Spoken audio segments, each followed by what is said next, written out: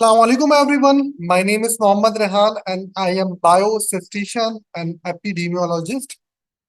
आज की जो हमारी वीडियो है वो हम डेटा डिस्प्लेइंग के ऊपर बना रहे हैं। तो आज की वीडियो में हम frequency table, bar graph, pie chart ये सब डिस्कस करेंगे। तो पहले मैं आपको बता दूं कि फ्रीक्वेंसी टेबल होता क्या है।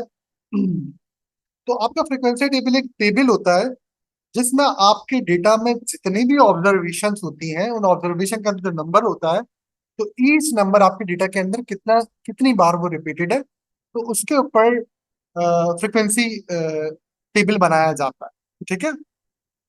अभी मैं स्टार्ट करता हूँ वीडियो में आपको बनाना सिखाऊंगा। तो जब इंटरप्रेट करना सिखाऊंगा आपके फ्रीक्वेंसी टेबल को, तो आपको समझ में आएगा कि ये फ्रीक्वेंसी टेबल होता है क्या। तो फॉर एग्जाम्पल, हमने जो है वो पेशेंट से डेटा लिया। हम पेशेंट से जब डेटा लेते हैं रिसर्च में, तो हम मुख्तलिफ क्वेश्चंस पूछते हैं।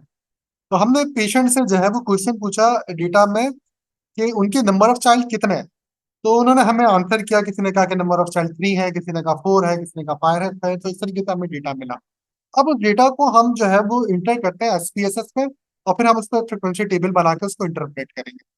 तो हमारे पास जो वेरिएबल है जिसपे हम फ्रिक्वेंसी टेबल बनाने जा रहे हैं उसका नाम है नंबर ऑफ चाइल्ड चिल्ड्रंस। आपको ये ध्यान में रखना है कि एसपीएसएस जो है वो स्पेस को एक्सेप्ट नहीं करता, तो हम उसकी जगह पर अंडरस्कोर टाइप करते हैं वेरिएबल का नेम लिखते हुए। ठीक है। और अगर फिर आपको जो है वो कंप्लीट नेम लिखना हो, तो आप लेबल में जाके उसको कंप्लीट टाइप कर सकते हैं स्पेस के साथ।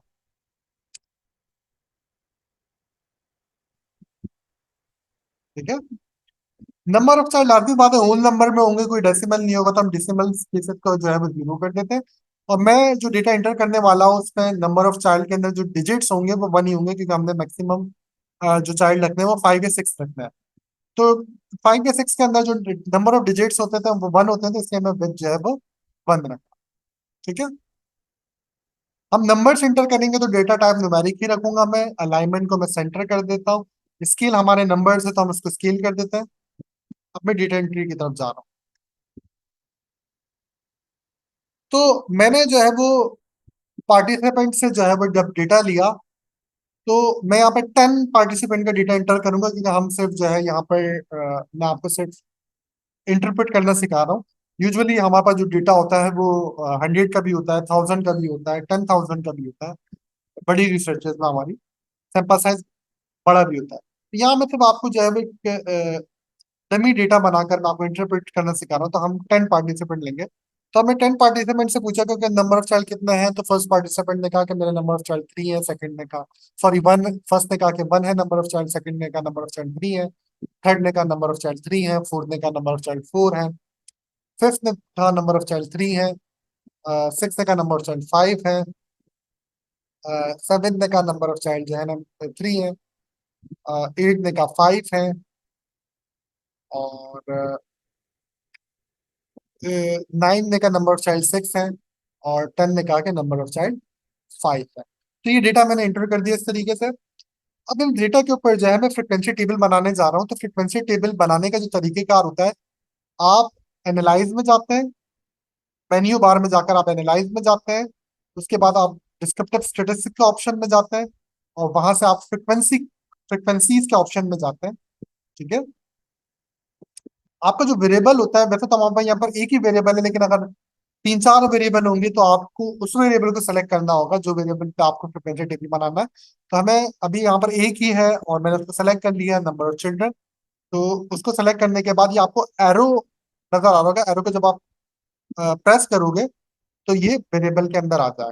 तो आपको इस तरीके से इसको वेरिएबल के अंदर शिफ्ट करना होता है जिसमें आपको फ्रिक्वेंसी टेबल बनाना है। और हमारे पास एसपीएस में ऑटोमेटिक जो है वो डिस्प्ले फ्रिक्वेंसी टेबल के ऊपर टिक होता है।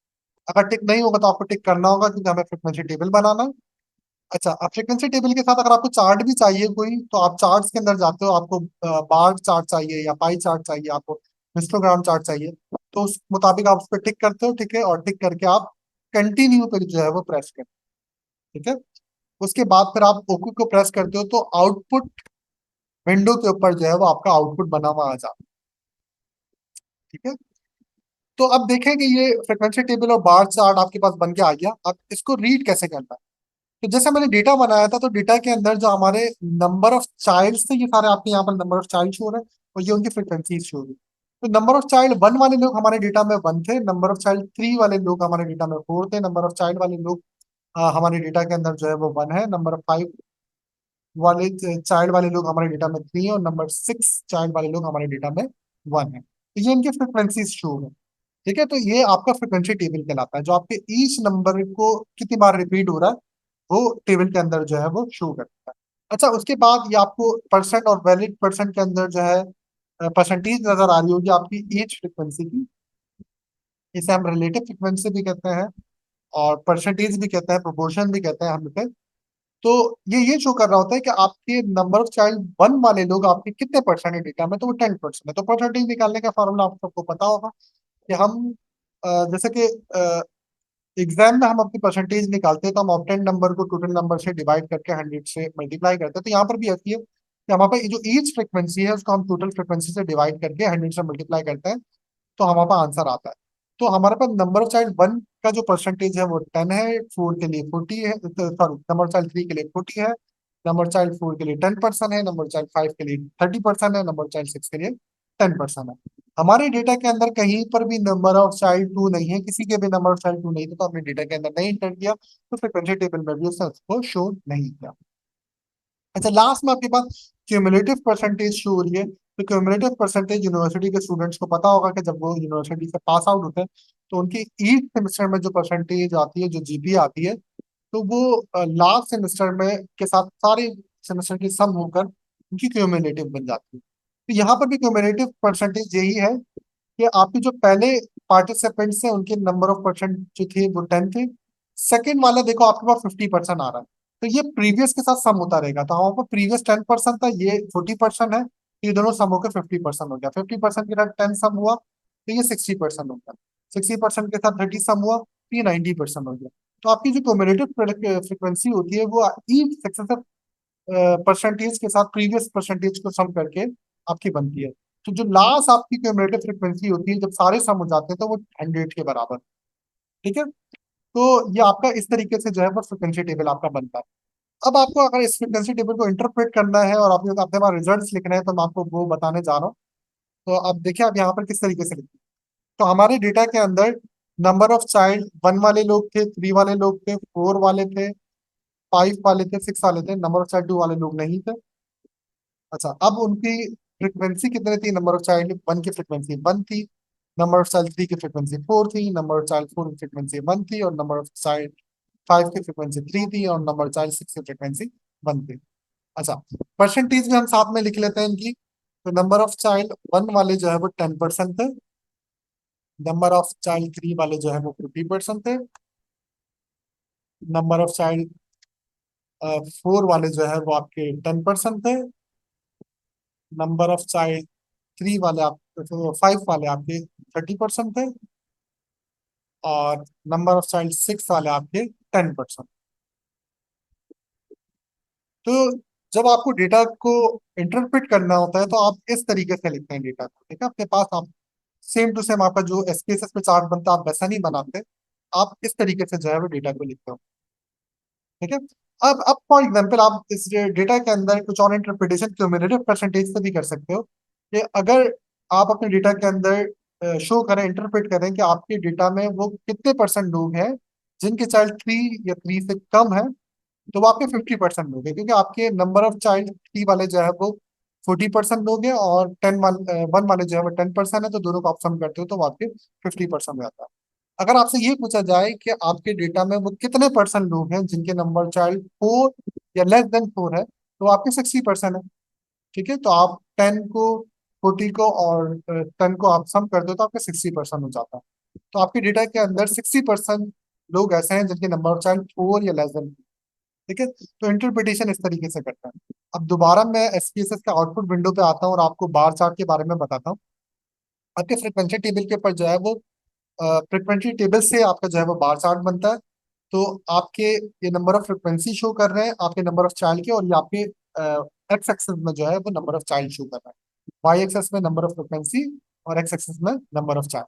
तो आपके देखो इस बार ग्राफ से और अच्छा रिप्रेजेंट हो जाता है आपका डेटा, कि आपके नंबर ऑफ चाइल्ड 1 वाले लोग जो है वो 1 है, आपके नंबर चाइल्ड 3 वाले लोग जो है वो 4 है, नंबर ऑफ चाइल्ड 4 वाले लोग जो है वो 1 है, नंबर ऑफ 5 चाइल्ड वाले लोग जो है वो 3 है, और नंबर ऑफ 6 चाइल्ड वाले लोग जो है आपके डेटा के अंदर 1 है। तो ये इस तरीके से अच्छे से आपका डेटा रिप्रेजेंट हो जाता है बार चार्ट से। अगर आप ओके, अगर आप चाहते हैं कि आपके बार ग्राफ के ऊपर ईच बार के ऊपर जो है वो नंबर ऑफ फ्रिक्वेंसी और परसेंटेज में शो हो, तो उसके लिए जो है वो आप बार के ऊपर जो है वो डबल क्लिक करते हैं। ठीक है, आपके पास एक नई विंडो ओपन होती है, उस विंडो के मेन्यू में जाके आप एलिमेंट पे क्लिक करते हैं, उसमें आप शो डेटा लेवल पे जाते हैं, एक नई विंडो ओपन होगी, उसमें ये काउंट जो है वो ऑटोमेटिक डिस्प्ले में शो हो जाता है। आपको साथ में परसेंटेज भी शो करवानी है, अगर आप परसेंटेज को सिलेक्ट करें, अपर एरो पे क्लिक करें, तो वो डिस्प्ले में आपके परसेंटेज और काउंट दोनों आ जाएंगे। आप अप्लाई पे क्लिक करके विंडो को, प्रॉपर्टीज वाले विंडो को क्लोज कर दें, और जो एक चार्ट एडिटर की विंडो आई थी उसको भी आप क्लोज कर दें। तो इसके बाद आपके ईच बार के ऊपर ई फ्रिक्वेंसी, उसकी जो काउंट है ईच फ्रिक्वेंसी का, वो आ जाएगा, और उसके साथ साथ परसेंटेज भी उसकी शो। तो आपकी नंबर ऑफ चाइल्ड 1 वाले लोग जो है वो 1 है, वो 10% है, आपके नंबर ऑफ चाइल्ड 3 वाले जो है वो 4 है, वो 40%। इस तरीके से आपके ईच बार पे काउंट और परसेंटेज शो हो जाए। ठीक है, अच्छा मैं आपको जो है वो साथ साथ ये भी बता देता हूँ कि बार चार्ट और हिस्टोग्राम में क्या फर्क होता है। एक फर्क मैं आपको बता देता हूँ, बाकी जब मैं आपको सेकंड वीडियो में क्लास इंटरवल पे हिस्टोग्राम बताऊंगा तो फिर वहाँ मैं आपको और डिटेल से बता दूंगा। इसमें एक जो फर्क होता है वो ये होता है कि बार ग्राफ के अंदर जो नंबर ऑफ बार होते हैं उनके दरमियान जो है वो थोड़ा थोड़ा सा स्पेस होता है, और जबकि हिस्टोग्राम के अंदर जो है वो स्पेस नहीं होता, वो सारे बार मिले हुए होते हैं। वो क्यों होता है वो मैं आपको जब क्लास इंटरवल बना के उसके ऊपर हिस्टोग्राम बनाऊंगा तो फिर मैं आपको डिटेल में बताऊंगा। फिलहाल आपके जहन में ये एक फर्क होना चाहिए कि दोनों में क्या फर्क है। ठीक है, यही मैं अपनी वीडियो का एंड करता हूँ। आपका कोई भी क्वेश्चन हो आप कमेंट कर सकते हैं, मैं जैसे आपका कमेंट देखूंगा तो इंशाल्लाह कोशिश करूंगा कि जल्द से जल्द आपको रिप्लाई कर सकूं। तो अपना ख्याल रखिएगा, इंशाल्लाह नेक्स्ट वीडियो में बहुत जल्द जो है वो आपको अपलोड कर